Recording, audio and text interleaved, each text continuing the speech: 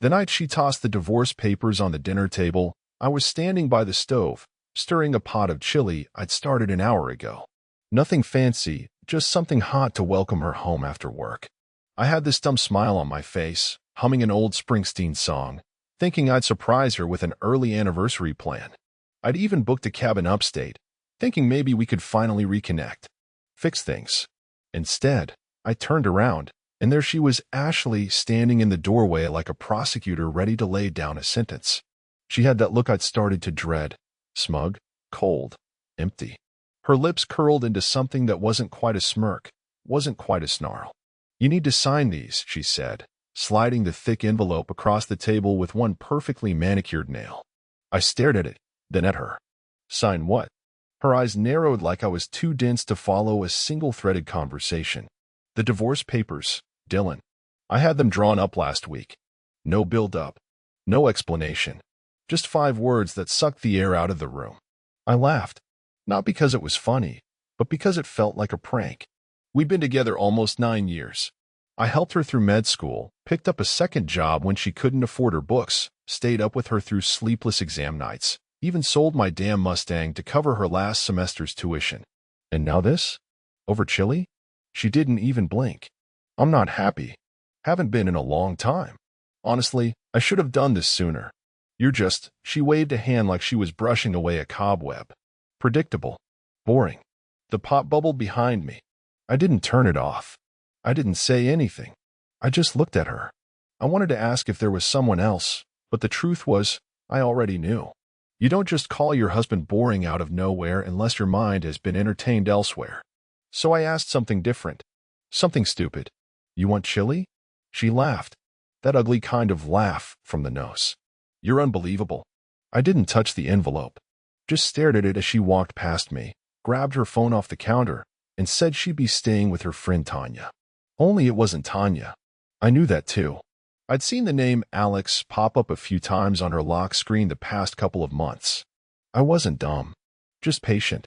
I turned the stove off and took the papers to the living room. Sat down, poured myself a glass of that scotch I'd been saving, the one I bought to celebrate her graduation. Irony tasted like peat and regret. And as I flipped through the pages, I saw something that made my heart stop, not from sadness, but from a cold, clean clarity.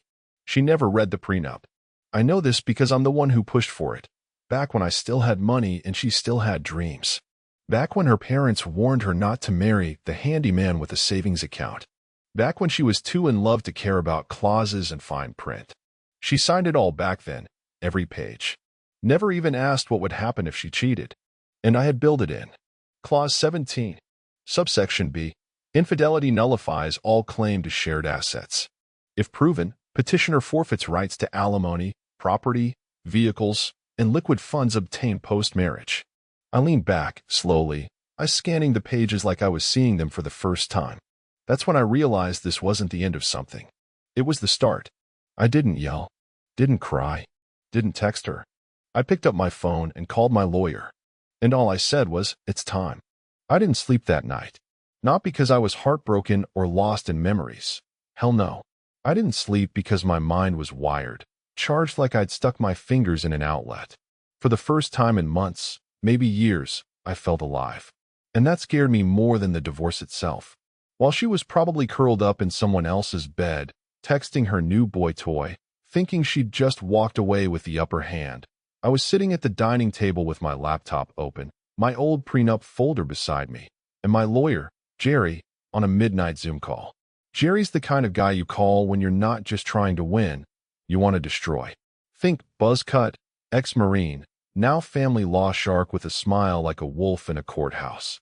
I hadn't talked to him in over 7 years. He looked surprised when my name lit up his phone. "You finally ready to use that insurance policy we wrote?" he asked, half joking. "She handed me divorce papers tonight," I said. He blinked, then grinned. "Say no more. We went through everything. The prenup was airtight. Every signature, timestamp, and clause confirmed." He reminded me of the most critical part, the infidelity clause. She cheats, she gets nothing. And I mean nothing, Dylan. You could walk away with the house, both cars, and her student loan debt if we prove it. I didn't smile. Not yet. Not until I had more than a hunch. And that's where things got interesting. Because the next morning, I started digging. I went into full recon mode. You know how people always say, trust your gut? My gut had been screaming for months. It started with the gym clothes she never used for working out. The girls' nights, where Tanya conveniently forgot the cover story. Her sudden need to put a lock on her phone when she never had before. And the way she stopped touching me. A man can tell when his wife pulls away. You feel it in the way her shoulder tenses when you brush past her in the hallway, or how her eyes stop looking at you like you're hers. And then comes the condescension, the way she sighs when you speak, like your words are taking up precious air. I started going back through everything, credit card statements, her call logs on our shared phone bill, even her damn calendar. And what do you know? Tanya's birthday getaway in Charleston last month? Ashley bought 2 plane tickets, one under her name, and one for a more. Not Tanya. Alex. I didn't blow up her phone. I didn't throw things. I didn't scream at the sky. Instead, I copied every shred of evidence into a nice, clean folder titled Clause 17. But I wasn't stopping there. I remembered something from 2 years ago, our anniversary trip to Lake Lure. We stayed at this cozy Airbnb with a little private dock. That night she got drunk, and between wine giggles and skinny dipping, she told me her biggest secret. She used the same passwords for almost everything since college. Want to guess what it is? She whispered, her arms around my neck. I guessed it on the 3rd try. She laughed. If you ever use it against me, I'll kill you, she joked. Well, funny how jokes age. I logged into her cloud storage. It took about 20 seconds. And that's where I saw the photos. Her, him, together in a hotel mirror selfie. Her on his lap at a rooftop bar. Him holding her waist in a way that said mine, not married. The last one, a video. Just 2 minutes. But that was more than enough. I sat there watching it in silence. Not because I wanted to, but because I had to. I needed to feel every second of it.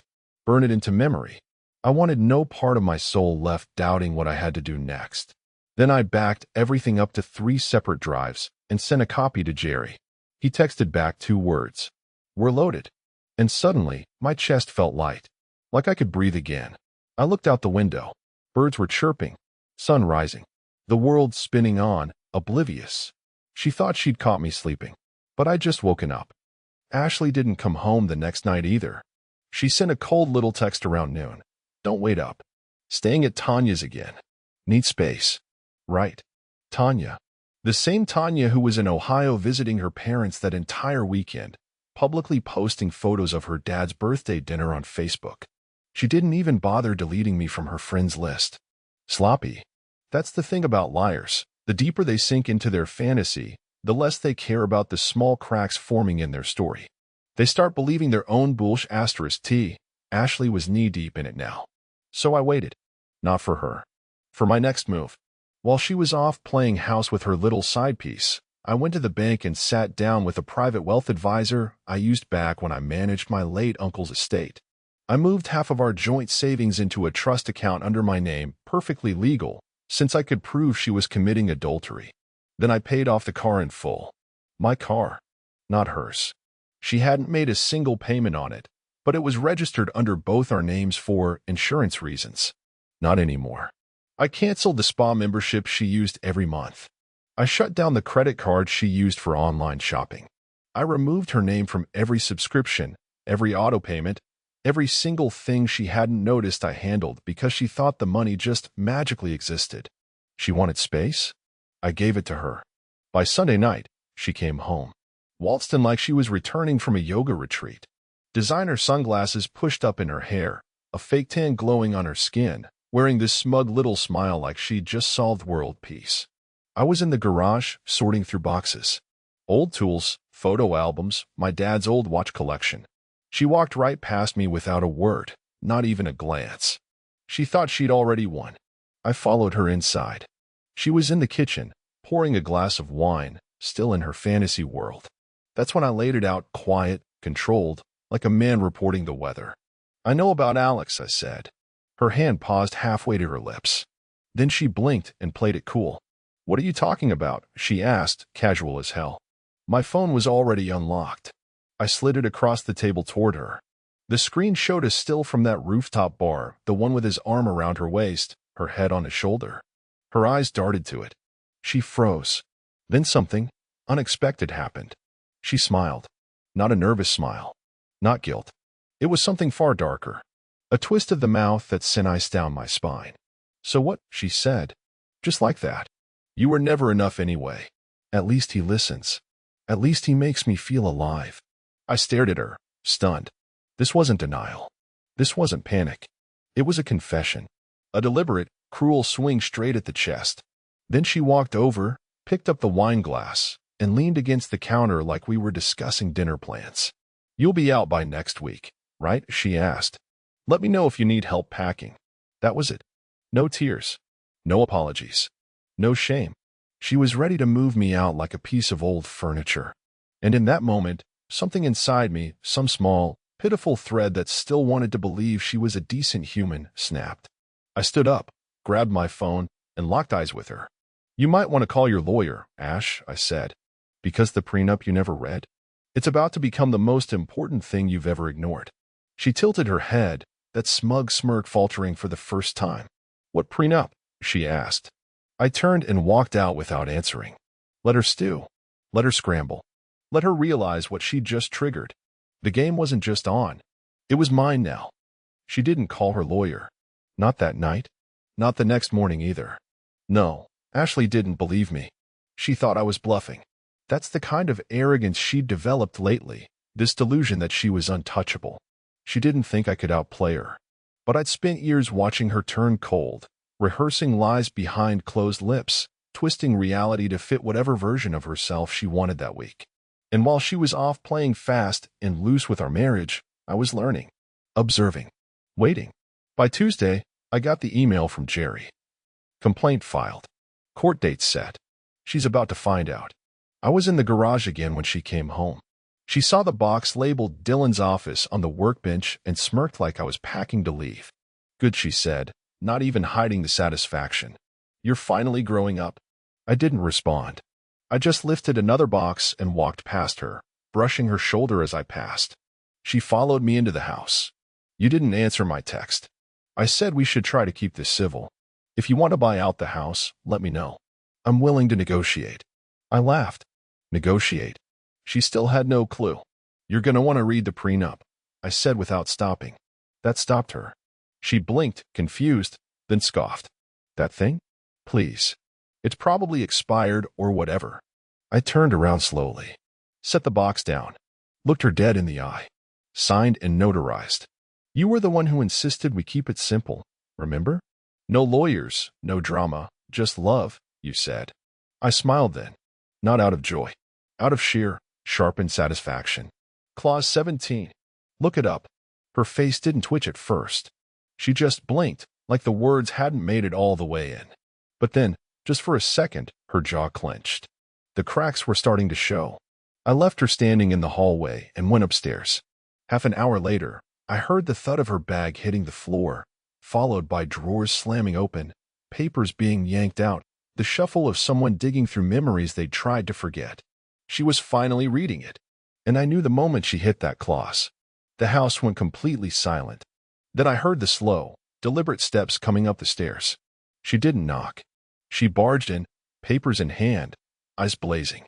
"What the F asterisk asterisk K is this?"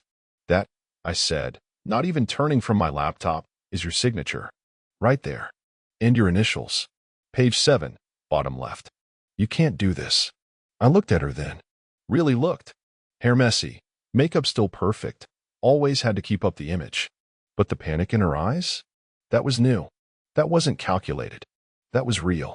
"You did this," I said. She paced, slammed the papers down on the dresser. "You're really going to take everything? You'd leave me with nothing? Did you hesitate before climbing into another man's bed?"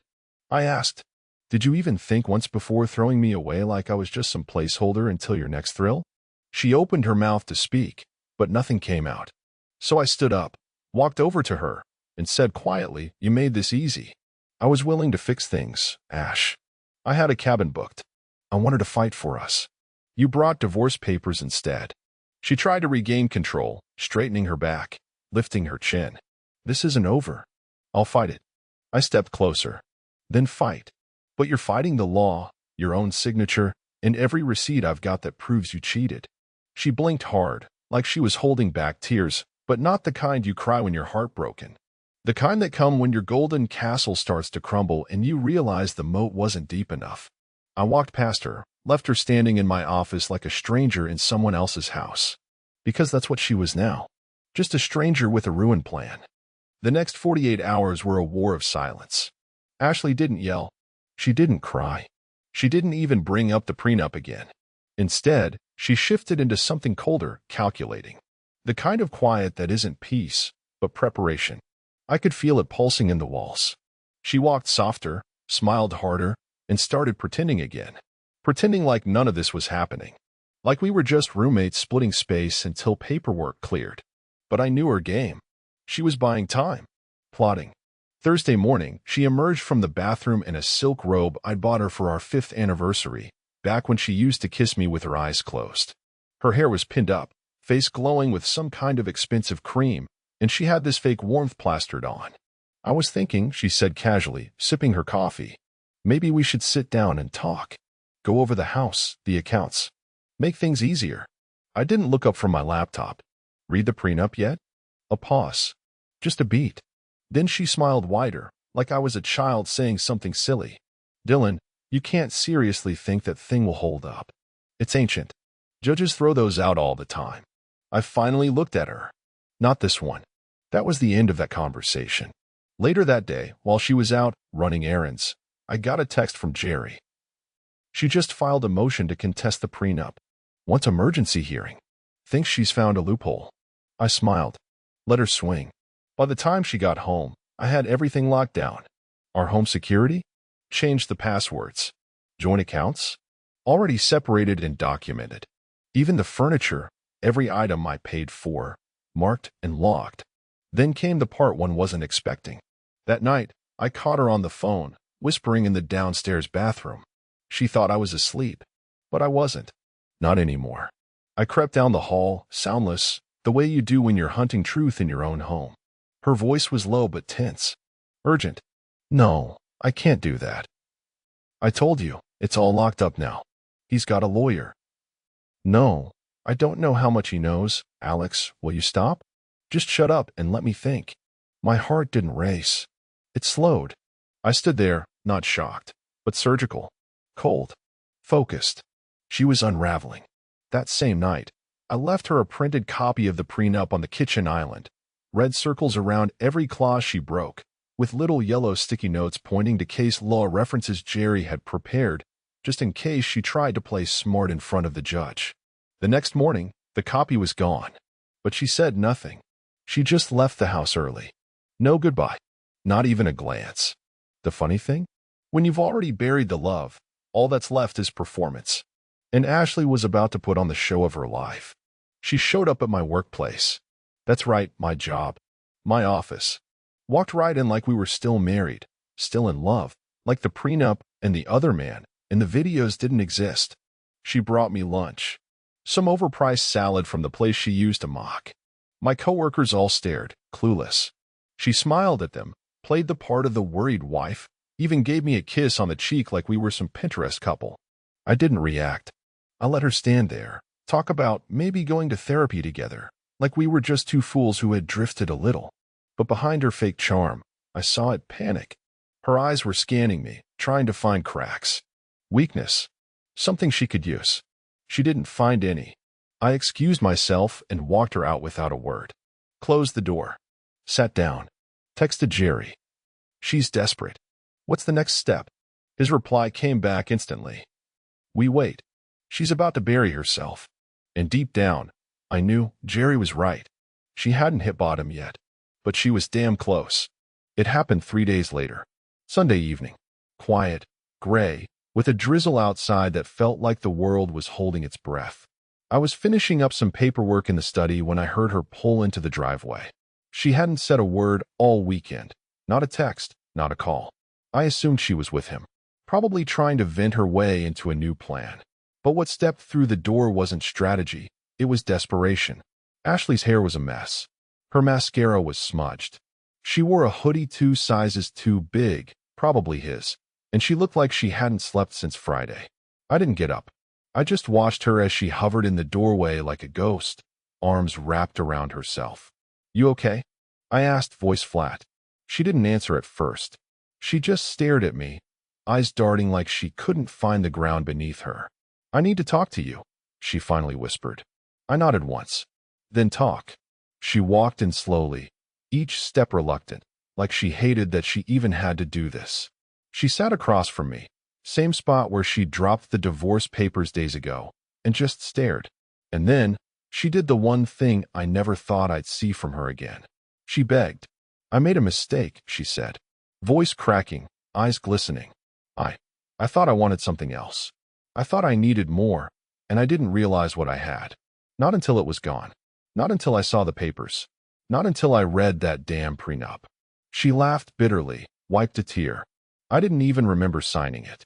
God, I was so in love back then. I thought it didn't matter." I stayed quiet.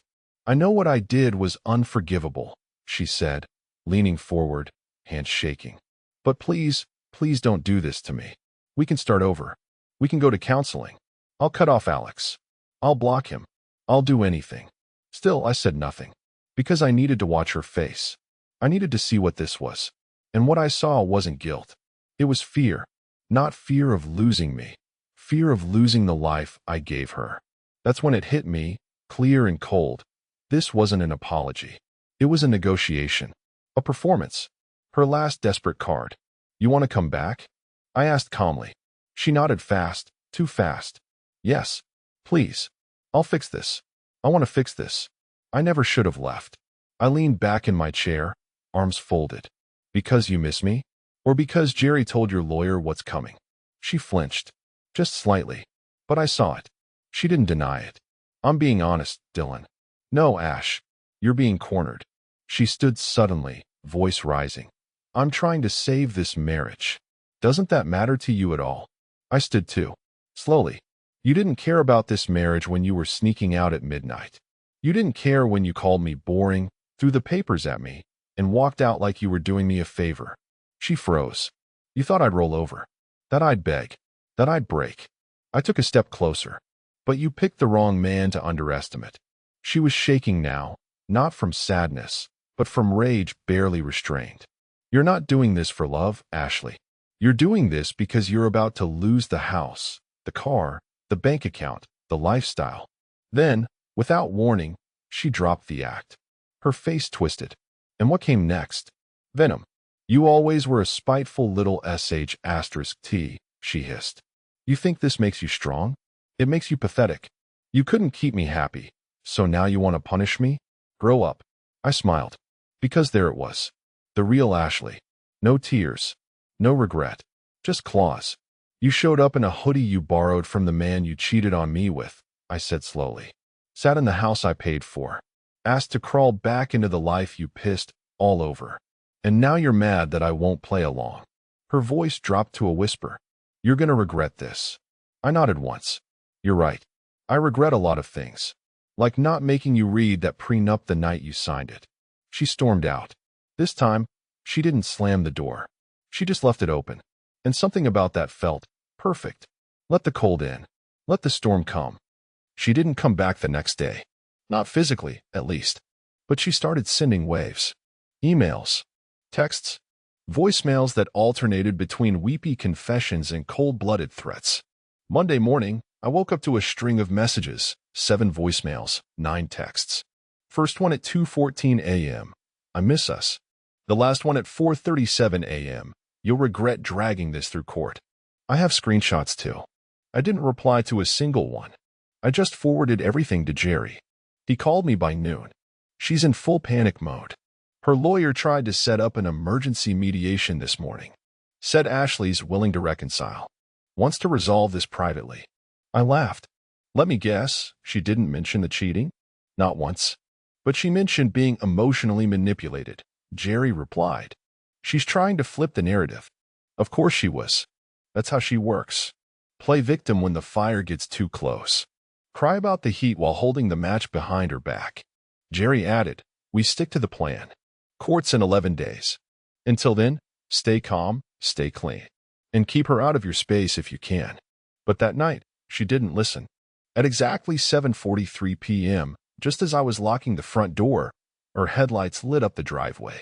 I didn't even have time to kill the porch light before she was already on the steps, phone in hand, filming herself. "Are you really going to lock me out of my house?" she asked, raising her voice with theatrical offense. "I live here, Dylan." My jaw clenched. Not because she was loud, because I saw the little red circle glowing on her phone screen. She was live streaming or recording. Either way, it was bait. I opened the door but didn't move aside. "You don't live here anymore," I said firmly. "You moved out. You left. You gave me divorce papers. Remember?" Her eyes darted to the camera and back to me. "So you're really gonna pretend like we didn't talk about fixing this? That you didn't invite me back? You sat in this house 2 nights ago and called me pathetic. Does that sound like an invitation?" Her face twitched. She wasn't expecting me to stay calm. She was hoping I'd snap, yell, grab her arm, anything she could spin into a screenshot for sympathy. Instead, I pulled out my own phone and started recording too. She flinched when she saw the camera flip toward her. "This is me," I said into the mic, "on my property, denying access to a woman who voluntarily left this home, has a documented affair, and is currently attempting to fabricate a domestic dispute on video." Her hand dropped. "You're such a bastard," she spat. Then she turned, stomped to her car, and peeled out of the driveway. But it wasn't over. She left behind a storm cloud of whispers. By morning, I had 3 missed calls from mutual friends. One of them, Corey, who used to be my college roommate and who I knew always had a soft spot for Ashley, left a voicemail that said, "Hey man, I don't know what's going on, but Ash says you're trying to kick her out with nothing. Said you planned this for months, like some manipulative revenge plot. Is that true?" I didn't respond to him either, because this wasn't just about me and Ashley anymore. She was trying to turn the world against me. She lit the match and started whispering fire into everyone's ear. Neighbors, coworkers, old college friends. And somewhere in the middle of all that chaos, she made her biggest mistake yet. She filed a temporary motion, without her lawyer's signature, claiming domestic intimidation and requested exclusive access to the house until the court date. That night, Jerry called me with a tone I hadn't heard from him yet. Glee. "She submitted it herself," he said. "No signature from her counsel. No evidence. No police report. It's going to blow up in her face. You just need to show up clean." I looked around the house I'd poured my blood into. The walls I'd painted with my own hands. The beams I reinforced when we thought about kids. The patio I built for her birthday surprise party 3 years ago. Now she wanted to steal it with a fake victim story. But this house doesn't belong to liars. Not anymore. I took a deep breath, and for the first time since she handed me those divorce papers, I smiled. Not because I was winning, but because I finally knew what freedom tasted like. It wasn't peace. It was clarity. 2 days before the hearing, she showed up with backup. Not the kind that wears suits and carries case files. Worse, she brought her mother. Now, if you've never met Linda Kingsley, imagine a woman forged entirely out of entitlement, Botox, and vitriol. She walked into my house like she was storming a courtroom, expensive perfume thick in the air, jaw tight, eyes already rolling before I said a word. Ashley trailed behind her like a disgraced politician with their crisis team. I didn't invite them in. Didn't have to. Linda pushed right past me anyway, heels clicking across the hardwood like a war drum. "So this is how you treat family now," she hissed. "Shutting my daughter out like she's trash? You ought to be ashamed." Ashley stayed quiet. That told me everything. This wasn't a conversation. It was an ambush. Linda spun on her heel and jabbed a manicured finger in my chest. "You're going to ruin her life over one mistake? One mistake? Dylan? Do you even hear yourself? What happened to the man who used to bring her flowers every Thursday?" I stepped back and let the door slowly shut behind me. Locked it. "You mean the man she cheated on? Lied to? Tried to bankrupt?" Ashley finally spoke then, her voice cracked and shaking, whether from fake guilt or real panic. I couldn't tell. "We both made mistakes." "No, Ashley," I cut in, cold and clean. "You made choices." Linda jumped in again, louder. "You were nothing when she met you. A handyman with a ladder and a savings account. She's a doctor now. A woman of status. Do you have any idea how that looks? You dragging her through court like some bitter ex with a grudge. I walked over to the kitchen counter, slow and deliberate, picked up the red folder with the prenup, the one I'd printed again, this time tabbed with court annotations, and held it out like a warrant. This document says otherwise. So unless you're her lawyer or a character witness ready to swear under oath that Ashley never stepped out on our marriage. Linda slapped the folder out of my hand. It hit the floor with a loud smack, papers spilling everywhere. Ashley gasped, genuinely startled. I just looked at Linda. She expected me to raise my voice, maybe even shove her, give them something, anything, to twist into a courtroom sob story. Instead, I knelt, picked the folder up piece by piece, real slow. Rest acted. Then I looked at Ashley, not her mother. Not anymore. You have one more day before you're under oath, I said, voice low. If you've got anything left to admit, now's the time. Because after tomorrow, every lie you try to spin becomes evidence of perjury. Her eyes welled up, but again, it wasn't sorrow. It was fear. Cornered animal fear. And Linda? She pulled her daughter back like I was a threat. Let's go, she snapped. He's trying to bait you. Ashley hesitated. Just for a second. She looked back at me, opened her mouth, then shut it. They left. No storming out. No last word insults. Just silence. The kind that settles after a hit that finally lands. Later that night, Jerry called. She filed for continuance, he said. Once more time. Claims she's emotionally unwell. He chuckled. Judge denied it. We're still on. 10 a.m. sharp. I stared out the living room window for a long time after that. Watched the wind sway the branches of the old oak tree I planted when we moved in. Watched leaves scatter across the patio stones I laid by hand the summer after her residency. And I realized something. Ashley never thought she'd have to stand in front of a judge. She thought she could cry her way out of it. Charm. Guilt. Threaten. But now it was out of her hands. Tomorrow, everything goes under the microscope. And for the first time in this entire mess, she had something to lose. The courthouse smelled like lemon cleaner and cold fear. I sat on the left side of the courtroom, Jerry beside me, calm as a monk sharpening a knife. Ashley was across the aisle in a gray skirt suit that didn't fit right, too tight around the arms, like it had been borrowed. Her hair was done up too neatly, like she was trying to mimic sincerity. And next to her, sitting ramrod straight, was Linda, no lawyer in sight. Her attorney hadn't shown, or more likely, had bailed. Jerry had warned me, when a client starts ignoring advice, lying, and filing fake claims on their own, most lawyers see the storm coming and get the hell out. So she was alone. Almost. Because when the judge walked in, Ashley shifted suddenly. A glance. A breath. Her eyes darted to the gallery, and I followed her gaze. Back row. A man in a navy blazer, watching with his chin high and arms folded. Tan. Sunglasses hooked on his collar. I'd seen him before, only in photos. Alex. She had the audacity to bring him. To my court date. As if this was just another show. As if her betrayal wasn't burning in the folder Jerry placed carefully on the table between us, page by page. We stood, swore in. The judge, a sharp-eyed woman in her late 50s with zero tolerance for theatrics, opened with one sentence that dropped like a cleaver. This court has received the prenuptial agreement signed by both parties, dated 8 years ago, as well as supplementary evidence of infidelity submitted by the petitioner. Before we proceed, Mrs. Kingsley, would you like to confirm the legitimacy of your signature? Ashley's throat moved, slow, hard. She cleared it. Yes. Are you contesting the validity of the document in any way? A pause. Then, soft, barely audible. No. Jerry leaned slightly toward me. It's over, he whispered. But the judge wasn't done. Then we'll move to the cause of dissolution.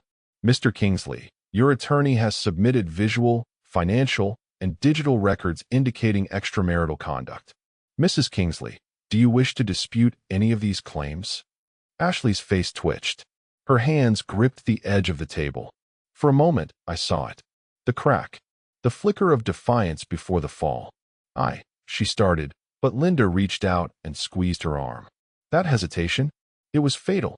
The judge sighed. In the absence of a formal dispute or rebuttal, I am accepting the evidence as valid and moving to enforcement of the prenuptial clauses. Ashley turned pale. Clause by clause, the judge read. Clause 6. Spousal support waived in event of proven infidelity. Clause 11. Real estate and titled property revert to sole possession of the non-breaching spouse. Clause 17. Forfeiture of joint assets acquired post-marriage in cases of documented cheating. Her voice was steady, unapologetic. Final. When she finished, Ashley looked hollow. No tears, no protest, just stunned silence. Then came the blow that finally broke her. Mrs. Kingsley, the judge said, adjusting her glasses, under the binding terms of your agreement, and in light of the infidelity supported by overwhelming evidence, you are legally obligated to vacate the shared property within 30 days and relinquish any claim to alimony or marital assets. Additionally, any debts incurred jointly will fall under the petitioner's discretion for assumption or rejection. Ashley's lips parted. Her eyes blinked rapidly like her body forgot how to breathe. The judge nodded to Jerry. Anything to add, Mr. Harrow? Jerry stood, smug and calm. No, Your Honor. We're satisfied. And then, Ashley snapped. She stood so fast the chair screeched back. This isn't fair, she yelled. I gave him the best years of my life. The judge raised a single eyebrow. And he gave you his loyalty, his finances, his home, which you breached, willfully. But he's doing this to ruin me, she cried, voice rising, cracking. He planned this. I didn't say a word. I just stared at her. Let her scream. Let her drown in it. Because the courtroom was no longer a place of war. It was a mirror. And for the first time, she was forced to see herself in it. The judge calmly banged the gavel once. Court is adjourned. Ashley's voice echoed uselessly in the silence. She turned toward the gallery, eyes searching for Alex, only to find the seat empty. He'd left, didn't wait for the verdict, didn't stay for the damage, didn't care. That was when her legs gave out. She collapsed onto the bench behind her, hand clutched over her mouth, eyes staring at the door like her life had just walked out of it. Because it had, and I didn't even have to lift a finger. She did it all herself. I walked out of that courthouse with the kind of silence that feels like thunder. Jerry gave me a slap on the back, muttered something about grabbing a steak to celebrate, but I wasn't hungry. Not for food, not for victory. I just wanted air. The sun outside was sharp, high in the sky like it was watching every step I took. Reporters weren't there. This wasn't that kind of case, but two of Ashley's friends were standing by the courthouse gate. Not speaking, just watching. Their eyes followed me all the way to the sidewalk. I didn't even glance back, because I already knew. By nightfall, the wildfire had started. First came the messages. Texts from mutuals. From her coworkers. From her sister.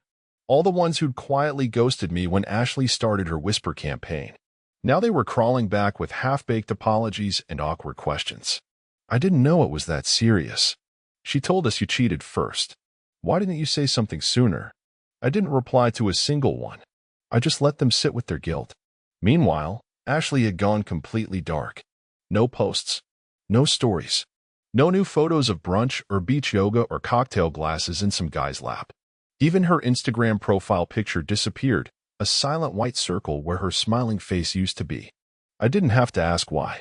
That courtroom verdict had detonated a nuclear truth she couldn't contain anymore. She built her image on curated snapshots and filtered lies. Now, people were asking questions, peeling back the layers, connecting timelines, realizing that maybe, just maybe, the villain wasn't who she'd painted. And the final blow? The security footage. I didn't want to use it, but Jerry insisted we submit it quietly in case she appealed the decision. We play this clean, he said, but we play it final. So I gave him access to the house cams. And buried in the archives? A golden little clip from the week before she served me divorce papers. Her in the foyer, hair wet, shirt half-buttoned, phone pressed to her ear as she giggled and whispered, "He's still at work. You've got 20 minutes. Clear. Undeniable. We never even had to show it. Just the existence of that clip, submitted under seal, was enough to shut down her entire argument. Her lawyer dropped her. The judge's patience vanished. And now? She was radioactive. But here's the part no one talks about. After victory comes the echo. That first night after the ruling, I stood in the center of my house, and felt like I didn't belong in it. The walls were too quiet. The furniture too still. Her presence, her scent, her fingerprints on everything faint, but not gone. You don't spend almost a decade with someone and just scrub them out in one ruling. I walked into the bedroom. Her side of the closet was empty now. Just wire hangers and dust. I didn't feel happy. I felt unburdened. There's a difference. I sat on the edge of the bed, opened the drawer on my side, pulled out the small velvet box I'd hidden there years ago. The one with the anniversary bracelet I never gave her. Still tucked inside, tags and all. I turned it in my hand, felt its weight. Then I walked it straight to the trash, dropped it in, and took the bin outside. Done. That night, I opened a fresh bottle of bourbon, sat on the back patio with the cold wind against my skin. And for the first time in over a year, I wasn't waiting for her car in the driveway. Wasn't listening for the front door to creak open at 2 a.m. Wasn't hoping. Wasn't guessing. She was gone. And she wasn't coming back. Not to me, not to the house, not to the life she threw away. All that was left now was my move. She showed up again. Of course she did. For days after the ruling. 2 days after the silence finally started to feel like peace. I'd just finished a run, sweat still clinging to my neck, when I saw her standing at the end of the driveway. No car, no purse, no makeup, just Ashley. Hair pulled back, hoodie zipped to her throat, arms crossed over her chest like armor that didn't work anymore. I didn't move, didn't speak, just stared at her through the haze of steam coming off my skin. She took a step forward. "Please," she said, voice hoarse. "Don't shut the door this time." I let her walk, not because I wanted her there, but because I wanted to see how far she would fall. She stepped onto the porch like it was sacred ground. Her eyes scanned the windows like she was memorizing the place she once ruled. Then she looked at me. "He left," she said. "No name. Just that. Alex. He ghosted me the morning after court. Changed his number. Deleted his socials. Blocked me on everything. I didn't say a word. He said I embarrassed him. That he didn't sign up for drama. That I tanked my image, and he didn't want to be dragged down with me." Her lips trembled. I gave up everything for him. And he walked. Still, I said nothing. Because none of it was mine to carry. She took a step closer. "I didn't come here to fight. I swear. I know I can't take anything back. I know what I did. I know I destroyed the man who trusted me more than anyone ever has. I see it now." Her voice cracked. "I lied to everyone. About you. About us. I told stories so I wouldn't have to admit I was the one who ruined it. I made you into a monster because I couldn't stand what I'd become." She stepped closer again. "Too close. I don't want your money. Or the house. I know I lost. I deserve to lose. She swallowed hard. "I need you to know I remember who you were to me. The man who stayed up with me during finals. Who worked double shifts so I could focus on school. The one who smiled when he gave up everything." I watched her. The wind picked up. I could smell rain on her. "I didn't realize how rare that kind of love was," she whispered, "until I saw what the world looked like without it." A pause. Then, her voice dropped to something soft and broken. "Can I come inside?" I looked past her, out at the road. Then I looked at her, really looked. Not at the woman I married. Not at the girl I fell for. But the person who buried both of them. And I said, calm and clear, "No." Her face collapsed. "You mean not now? Or, not now? Not ever?" Tears spilled down her cheeks. Real ones this time. But it didn't matter. Some bridges burn slow. Some burn fast. And some, you set them on fire yourself, and then have the nerve to scream for help from the other side. She didn't move. So I did. I walked past her, down the steps, onto the sidewalk. Kept walking. I didn't look back. Behind me, I heard her sob once. Then nothing. When I returned hours later, she was gone. All that remained was a crumpled tissue on the step. I picked it up, dropped it in the trash, and shut the door. This time, for good. It was raining the day she moved her things out. Not the dramatic, thunderous kind of rain. The slow, miserable kind.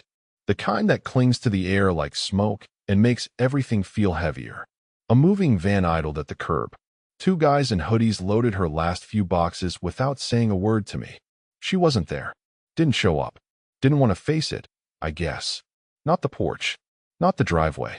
Not the man who now stood in the house she lost by her own hand. I watched from the window, sipped black coffee from the mug she once bought me on our 3rd anniversary. #one husband in faded letters. I poured it down the sink after the last box was gone. And just like that, she was out of my life. Physically, legally, completely. But not quietly. See, stories like this don't die with court rulings. They unravel. In the weeks that followed, the narrative Ashley had spun, me as the boring husband, the manipulator, the one who drove her into another man's arms, started to cave in on itself. People began to talk. They remembered timelines, asked questions. A few even reached out. I didn't respond. Not because I was bitter, because I no longer had anything to prove. I'd already won, not just in court, not just financially, but where it mattered. Because after everything, after the betrayal, the lies, the humiliation, I didn't become the monster she said I would. I became the man she never expected I could. I kept the house, the car, my name. She lost it all, not because I took it, because she threw it away. And as word spread, so did something else. A quiet kind of justice. One of Ashley's colleagues, a friend of mine from years back, texted me late one night. Heard what happened. Everyone knows now. She's transferring to another clinic. Can't handle the looks. A week after that, her sister mailed me a letter. Handwritten. Said she was sorry for believing the worst of me. That she'd cut contact with Ashley entirely. Said, what she did to you, it wasn't just betrayal. It was character assassination. I should have known better. But the part that hit hardest? You were the best thing that ever happened to her. I think she knows that now. And I think that's what's eating her alive. Maybe it was. I don't know. I didn't care. Because I was finally free. I woke up each morning without wondering where she was. I drank my coffee in peace. I played Springsteen loud on Sundays and rebuilt the garage workbench without her complaining about dust in the air. One morning, I took the prenup, the red folder Jerry gave back to me, and tossed it into the fireplace. Watched it curl into ash. And as the last page blackened and crumbled, I felt something I hadn't felt in a long, long time. Light. Not happiness. Not revenge. Just weightless, honest lightness. The kind that only comes when you've dragged yourself through fire and come out not just alive, but clean. So if you're reading this, and you've been betrayed, broken, or blamed for someone else's poison, let me leave you with this. Don't scream. Don't beg. Don't chase. Stand still. Watch. Let them hang themselves with their own rope. And when the ashes settle, walk away. Let them choke on the silence they gave you. Because in the end, she wanted to ruin me. And all she did was set me free.